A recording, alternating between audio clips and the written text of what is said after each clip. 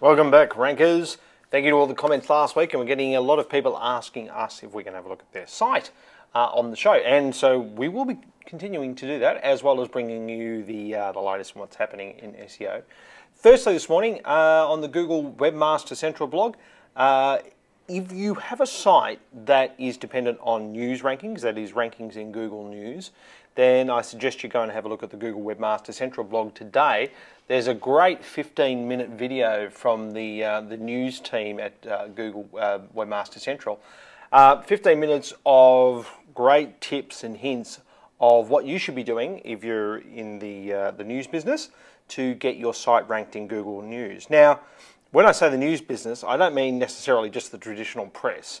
I also mean bloggers who are doing regular updates, like multiple times. People like Duncan Riley, people like that, The Inquisitor, Mashable, those sorts of things. That's all news, as well as our traditional press. But if you go and have a look at Google News, and also people like Paul Cashmere at Undercover, he should be checking this one out as well, Music News, because it explains what Google is looking for in order to rank something in the news section in a timely fashion. And remember, one of the main things about Google News is, how timely is it, how recent is it, when was it published, all that sort of stuff. So go and have a look at that. Today we're going to have a look at another viewer's website, Mr. CMP Financial Planning. And before we do that though, I will just answer one question from Matthew Eno this week that came in via Skype.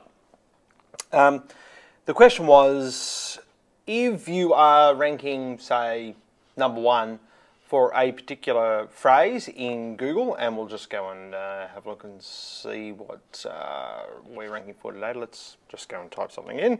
So let's just see where we are for SEO in Melbourne today. Now, his question was, if you already rank #1 for something in organic, do you need to rank #1 for it as the ad? Well, there's two schools of thought, and it really depends on your market. A lot of people, because Matthew was suggesting that maybe Google would work out that if you were buying the ad as the #1 spot in Google AdWords, then you wouldn't actually, and you're already ranking #1, then Google wouldn't display your ad, because what's the point in displaying an ad if there's already an organic ranking there? No such luck. Google's not a charity, and they will display your ad for the keywords that you've indicated you want it to show up for, and it will get clicked on. But what a lot of people tell me and swear by is that they want to be #1 for organic and #1 for their ad, because the theory being that they'll get double the hits. So it really depends on your market. I haven't found that's the case with a lot of the clients that we're dealing with, but we've had some clients that have said that to us. So it really depends on your market, and if you're in a volume click-through industry, then that's probably something you want to consider. But if you can only handle 5, 10, 15 leads a week, then you've really got to balance those sorts of decisions with how many leads the business can handle. Okay, back to CMP Financial Planning, and we'll have a look at his site. All right, now, so presumably we want to rank for insurance. Not such a good word to rank for, and I'll explain why. Superannuation, investing, and budgeting and managing the debt. The reason I'm saying those words, they're a bit broad. I'm guessing that you do not want to do superannuation for the whole world. Maybe there's only a certain geographic area that you are going to handle. Put that town or suburb or state or whatever it is up here with these keywords in your page title. Now, if you want to rank for CMP Financial Planning, that's great. But what I always tell people, if people are Googling for your business name, they already know who you are. So you've already won them. What SEO is all about is finding people who don't know who you are, but are just have made a decision that they need financial products right now, and so you need to come up #1 for that. The other thing that you've got here is you've got a big graphic, a big banner at the top of the page here. Nothing wrong with that, but what's happening is that you're losing none of this text in here. is getting used by Google. Google can't see that text, right? It's just a big graphic. So what we would usually do is not put that as a graphic. You know, that could easily be done as tables, and you actually get the text in that banner. I would also rename this banner. This banner is called something like banner.jpg, which is descriptive, but why not call it financial planning-banner?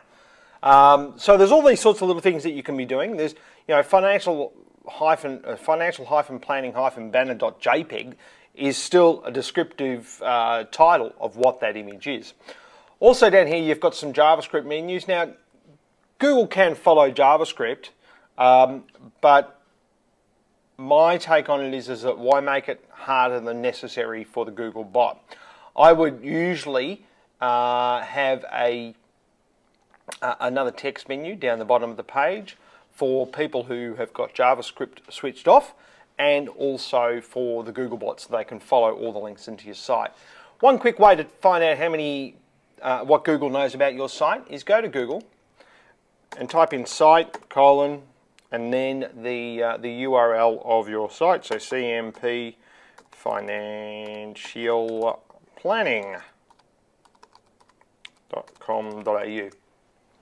This will tell you how many pages Google knows about your site. And it says here you've got 218 pages in the Google index. Now that could be fine, and it probably is, but that's a lot of pages for a financial planning site. So you must be a big blogger, I would say, from what I'm looking at here, and which is good. But if this number here is completely different to actually how many pages your site actually has, then either Google is finding too many pages, or it's finding duplicate pages, or it's finding empty pages, or it's finding pages you don't want it to. Or if that number is a lot smaller than your actual site, then you know Google hasn't found all your pages and you need to let Googlebot know. So go and make sure that you have the Google Webmaster Tools set up, because that'll tell you, and get the Google Sitemap set up if you haven't already. But also make sure that you have Google Analytics set up as well, and check for any errors in Google Webmaster Tools or what Google might be saying it doesn't like about your site. Also, just as a tip, with your blog, with your headings or your headlines here, have a think about the sorts of things that you want to rank for, and start including those keywords in those headings, because this is great that you've got this here. On our site, we've actually got a latest news module, which basically gives links to the latest news, as it happens. There's two reasons that we do that. Number one, so people can easily find the latest content on the site, but also because it gives us a link with keywords in it off the front page of our site that Google will find quickly and easily. So for instance, last week we did Google breadcrumbs. I'll just do you a quick example. Now Google breadcrumbs, and this is a good example of the Google, what we call the Google Freshbot. Okay, Google breadcrumbs, we're #1 globally now. Now that wasn't the case last week after the show. You know, the Google site was the #1 site. But what happened with this particular entry is that because we post out to a dozen different video sites, this entry got picked up about 4 hours after it was posted on the site. The video entries got picked up, I reckon, probably within an hour after going live on the site. And in fact, if you're a user of Howcast, I'm just looking for it here, it doesn't seem to be here. But if you're a user of the, yes, here it is, Howcast, this got picked up quicker than any of them and went to #1. And that was because it has a link had a link off the front page of our site. But also it means that Google will go and index these sites faster than your site or my site. But what I found really interesting, it went to #1 and it was ranking #1 within about 8 hours. Mainly because of this here and this up here. right?